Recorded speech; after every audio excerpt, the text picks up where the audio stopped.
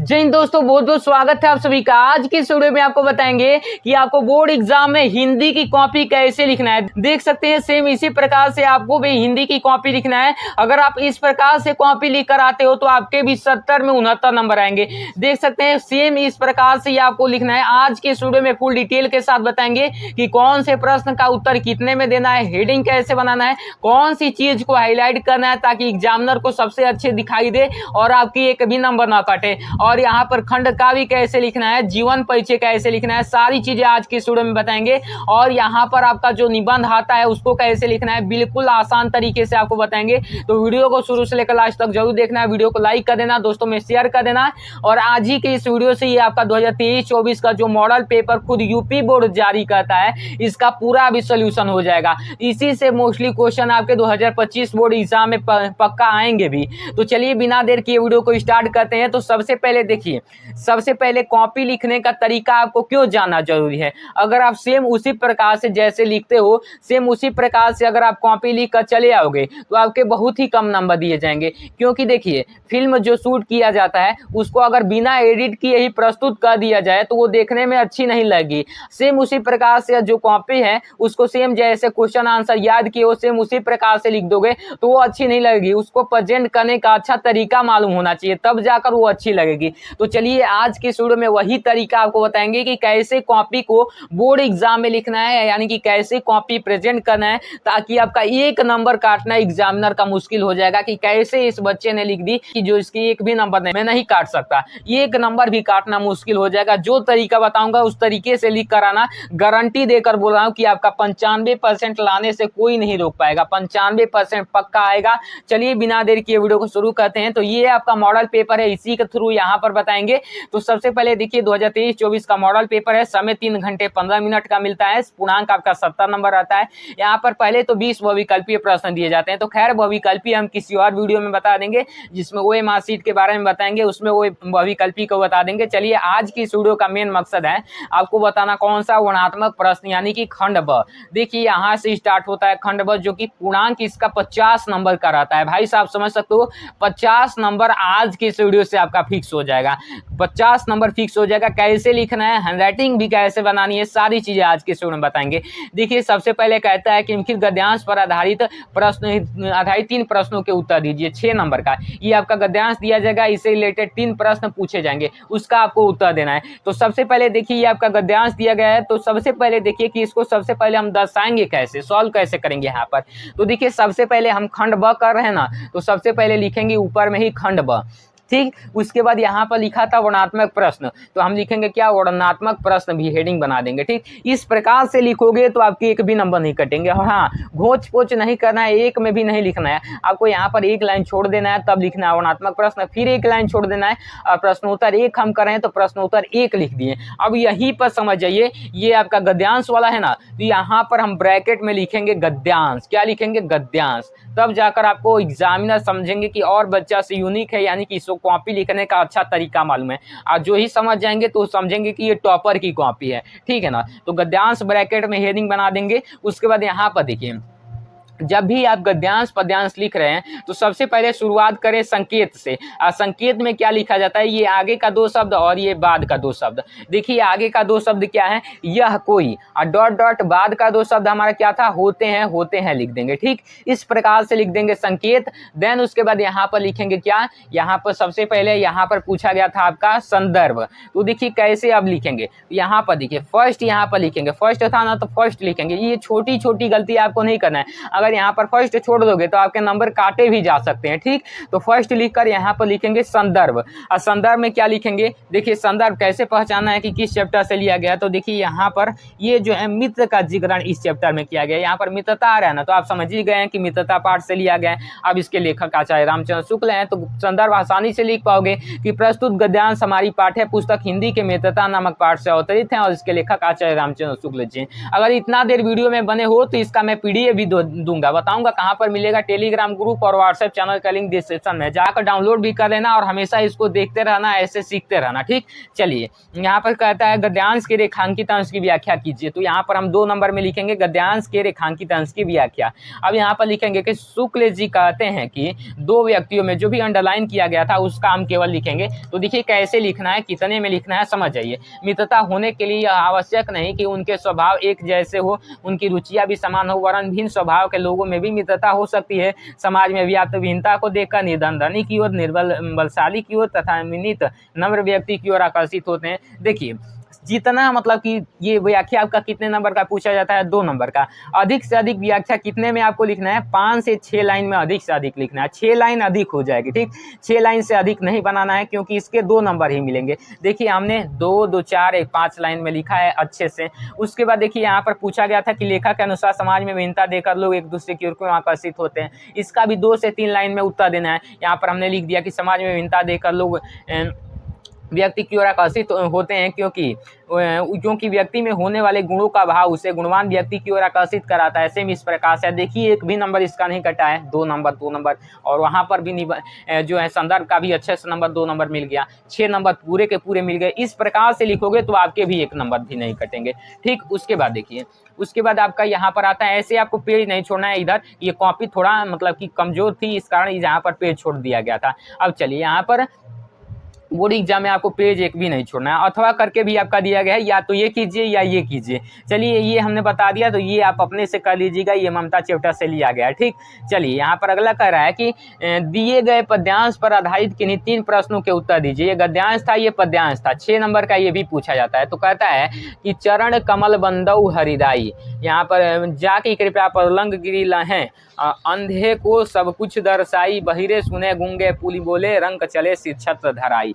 इस प्रकार से यहाँ पर सूरदास स्वामी करुणामय बार बार बंदौ तई पाई। अब देखिए यहाँ पर कैसे पहचानेंगे कि किस चैप्टर से लिया गया है। तो देखिए यहाँ पर आ रहा है ना सूरदास, तो ये समझ जाएंगे सूरदास द्वारा रचित है। अब यहाँ पर संदर्भ कैसे लिखेंगे, सबसे पहले तो मैंने जैसे बताया प्रश्नोत्तर 2 और पद्यांश इस प्रकार से आप लिखोगे। देन उसके बाद आपको कैसे लिखना है, सबसे पहले मैंने बताया, उसके बाद संकेत लिखना है, और संकेत में जो अंडरलाइन किया गया है उसी को लिखना है। तो अंडरलाइन यहाँ पर बहिरे सुने और लास्ट का छत्र धराई तक है, तो यहाँ पर लिखेंगे बहिरे सुने डॉट डॉट छत्र धराई तक। ठीक, उसके बाद देखिए यहाँ पर कैसे करना है, संदर्भ क्या लिखना है, प्रस्तुत पद्यांश हमारी पाठ्य पुस्तक हिंदी के सूरदास द्वारा रचित सूरसागर से अवतरित है। ठीक, इस प्रकार से। उसके बाद यहाँ पर रेखांकित अंश की व्याख्या, जो ये अंडरलाइन किया गया है इसी की आपको व्याख्या करनी है। देखिए इसके 2 नंबर मिल गए। अब यहाँ पर 4 से 5 लाइन में लिख देंगे। सूरदास जी कहते हैं कि श्री कृष्ण भगवान की कृपा हो जाने पर बहरा व्यक्ति भी सुनने लगता है, गूंगा भी पुनः बोलने लगता है, जिनकी कृपा हो जाने पर दरिद्र व्यक्ति भी राजा बनकर अपने सिर पर छत्र धारण किए हुए कर लेता है। इस प्रकार से उसके बाद यहाँ पर पूछा गया था उपयुक्त पंक्तियों में कौन सा अलंकार है, तो एक शब्द में आपको बता देना है, उपमा अलंकार है। 2 नंबर आपके मिल गए। अब चलिए अथवा भी इसमें दिया गया था, या तो ये कीजिए या तो ये कीजिए, तो इन दोनों में से कोई एक कर लीजिएगा। ये तुलसीदास द्वारा वन पथ पर से लिया गया है, तो इस प्रकार से इसका लिख दीजिएगा अच्छे से, यहाँ पर इसको नहीं बताऊंगा। ठीक, चलिए यहाँ पर प्रश्नोत्तर 3 आता है। इसमें देखिए क्या कर रहा है कि दिए गए गद्यांश में, संस्कृत गद्यांश में से किसी एक का संदर्भ सहित हिंदी में अनुवाद कीजिए 5 नंबर का। ये संस्कृत गद्यांश है, यहाँ पर इसको आपको अच्छे से पढ़ना है और इसका हिंदी में अनुवाद करना है। तो आइए देखिए कैसे हमने यहाँ पर लिखा है, एक एक चीज को ध्यान से देखना है, और जिस प्रकार से हमने ब्लैक से हर सारी चीजें लिखा है, सेम उसी प्रकार से ये भी ब्लैक से, ये भी ब्लैक से, ये भी ब्लैक से, और जो मेन पॉइंट्स हैं उनको भी ब्लैक से मैंने लिखा है। तो सेम उसी प्रकार से जैसे हिंदी ब्लैक से लिखा है, सूरदास ब्लैक से लिखा है, सूरसागर ब्लैक से लिखा है, तो सेम इसी प्रकार से आपको लिखना है, थोड़ा सा भी गलती नहीं करना है। ठीक, चलिए यहाँ पर देखिए, अब यहाँ पर आपका आता है ये वाला, तो इसमें कैसे लिखेंगे, ये हिंदी में अनुवाद करना है। तो सबसे पहले संकेत लिखेंगे और इस पूरे का हिंदी में अनुवाद करना है। तो संकेत यहाँ से उठाएंगे और यहाँ तक रख देंगे डॉट डॉट करके, तो ऐसा नगरी और डॉट डॉट भाषायाम कारिता कर देंगे। अब संदर्भ लिखेंगे, प्रस्तुत संस्कृत गद्यांश हमारी पाठ्य पुस्तक हिंदी के संस्कृत खंड के वाराणसी पाठ से अवतरित है, क्योंकि यहाँ पर नगर का जिक्र किया गया और नगर कौन सा एक है, वाराणसी वाला ही है, तो यहाँ पर लिख देंगे इस प्रकार से, ब्लैक से ही लिखेंगे। उसके बाद हिंदी में अनुवाद लिखेंगे, यह नगरी भारतीय संस्कृति और संस्कृत भाषा का केंद्र स्थल है। यहीं से संस्कृत साहित्य और संस्कृति का प्रकाश सभी जगह फैला। मुगल युवराज दारासिकों ने यहाँ आकर भारतीय दर्शन शास्त्रों का अध्ययन किया। उनके ज्ञान से इतना प्रभावित हुआ कि उसने उपनिषदों का अनुवाद फारसी भाषा में करा। मतलब कि आपको एकदम से ही आसान भाषा में बनाकर लिखना है और हैंड राइटिंग में लिखना है। हैंड राइटिंग में लिखोगे तो ये इतनी सारी चीज़ें एग्जामिनर नहीं पढ़ते हैं, केवल ऊपर ऊपर ही देख लेते हैं और नंबर देकर चले जाते हैं। अगर आपकी हैंड राइटिंग अच्छी नहीं है तो यूट्यूब पर सर्च करना टैलेंट स्टडी। क्या सर्च करोगे? Talent study. मेरा ही चैनल है, उस पर हैंड राइटिंग की बेस्ट वीडियो है, मिलियंस में व्यूज हैं, उनको जाकर देख लेना। हैंड राइटिंग पक्का बोल रहा हूँ कि आपका सुधर जाएगा। ठीक, चलिए यहाँ पर ये हो गया। उसके बाद अथवा भी दिया था ये वाला, तो दोनों में से कोई एक कर लीजिएगा। उसके बाद यहाँ पर संस्कृत पद्यांश भी दिया जाता है, इसका भी हिंदी में अनुवाद करने के लिए 5 नंबर का। यहाँ पर देखिए 2 दिया है। आइए कौन सा करते हैं यहाँ पर प्रश्नोत्तर, कौन सा हम करेंगे? प्रश्नोत्तर हम 4 नंबर करेंगे। ठीक, प्रश्नोत्तर 4। इसमें कैसे लिखना है सारी चीजें समझते रहिएगा। यहाँ पर लिखेंगे प्रश्नोत्तर 4 और फिर अथवा वाला। देखिए इसी को समझना है कि अथवा वाला जो भी आ जाएगा उसको हम कैसे लिखेंगे कि एग्जामिनर को पता चले कि हाँ ये बच्चा अथवा वाला ही किया है। देखिए इसको लिखने के लिए सबसे पहले ये आपका प्रश्नोत्तर 4 है ना, तो सबसे पहले यहाँ पर हेडिंग बनाएंगे प्रश्नोत्तर 4। क्या बनेंगे? प्रश्नोत्तर 4। अब देखिए हम अथवा वाला कर रहे हैं, ये वाला कर रहे हैं ना, अथवा वाला, तो यहाँ पर हम बनाएंगे, लिख देंगे प्रश्नोत्तर 4 के बाद लिख देंगे अथवा। क्या लिख देंगे? अथवा। इस तरीके से लिख दोगे तो एग्जामिनर को पता चल जाएगा कि हाँ ये बच्चा अथवा वाला कर रहा है। ठीक, उसके बाद संस्कृत पद्यांश है तो यहाँ पर ब्रैकेट में जैसा मैंने बताया सेम इसी प्रकार से संस्कृत पद्यांश लिख देना है। ठीक, उसके बाद संकेत लिखना है। संकेत में यहाँ पर आगे का 2 शब्द और बाद का 2 शब्द, तो सर्वे भवन्तु ... दुख भाग भवेत लिख दिया। अब यहाँ पर संदर्भ लिखेंगे प्रस्तुत श्लोक हमारी पाठ्य पुस्तक, ब्लैक से हिंदी लिखेंगे, हिंदी के संस्कृत खंड के भारतीय संस्कृति पाठ से अवतरित है, इस प्रकार से लिखेंगे। उसके बाद लिखेंगे हिंदी में अनुवाद, सब सुखी हो, सब रोग रहित हो, सब कल्याण को देखे अर्थात सभी का कल्याण हो, कोई भी दुखी ना हो अर्थात कोई भी दुख का भागी न बने। इस प्रकार से 3 और 2 5 नंबर आपके पूरे के पूरे मिल जाएंगे। ठीक, तो सेम इसी प्रकार से आपको लिखना है। देन उसके बाद यहाँ पर आ जाओ, क्या करता है यहाँ पर कहता है 5 नंबर में कि अपने पठित खंड काव्य के आधार पर लिखित प्रश्नों में से किसी एक का उत्तर दीजिए। कितने नंबर का आपका कहता है? 3 नंबर का। ये तो खंड काव्य आपके जिले के हिसाब से लगता है। बहुत सारे लोग बच्चे मतलब यहाँ पर अलग अलग जिले के देख रहे होंगे, तो आपके जिले में जो भी खंड काव्य लगता हो अपने टीचर से पूछ लीजिएगा। हमारे जिले में जो खंड काव्य लगता है 6 नंबर वाला कर्ण खंड काव्य वाला, ठीक है ना, इसी को यहाँ पर लिखा गया है। तो देखिए ये दोनों में से कोई एक करना होता है। कितना नंबर मिलेगा? 3 नंबर आपका मिलेगा। ठीक, 3 नंबर मिलेगा या 2 नंबर, एक बार देख लेते हैं। 3 नंबर आपका मिलेगा, ठीक है ना, 3 नंबर।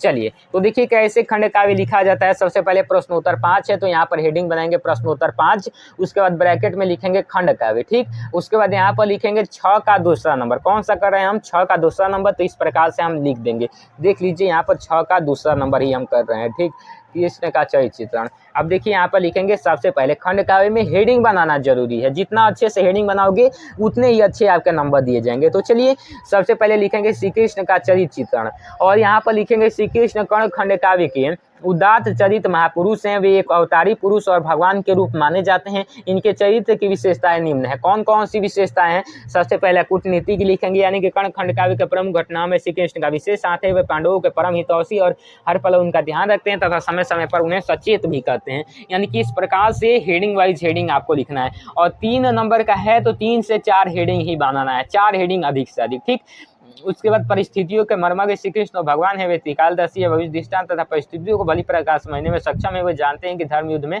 कर्ण को कोई भी मार नहीं सकता। उसके बाद पराक्रम प्रेमी श्री कृष्ण पराक्रम प्रेमी हम शूरवीर पुरुषों के निष्पक्ष होकर प्रशंसा करते हैं। वे कर्ण को एक अपराजय योद्धा समझते हैं और शौर्य की बहुत प्रशंसा करते हैं उसकी। तो इस प्रकार से आपको लिखना है।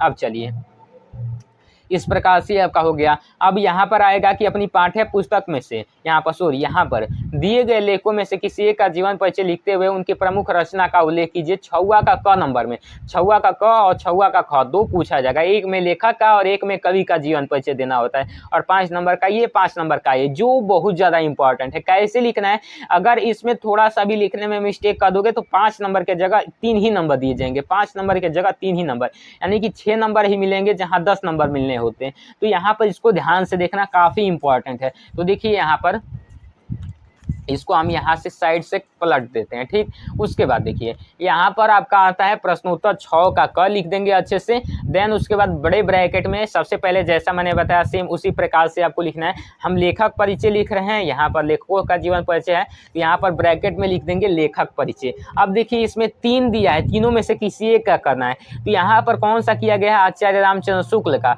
तो यहाँ पर ये वाला 3 नंबर में है ना, तो यहाँ पर 3 लिख देंगे। क्या लिखेंगे, 3। इस चीज को छोड़ना मत भूलना, 3 लिखकर तब लिखना आचार्य रामचंद्र शुक्ल।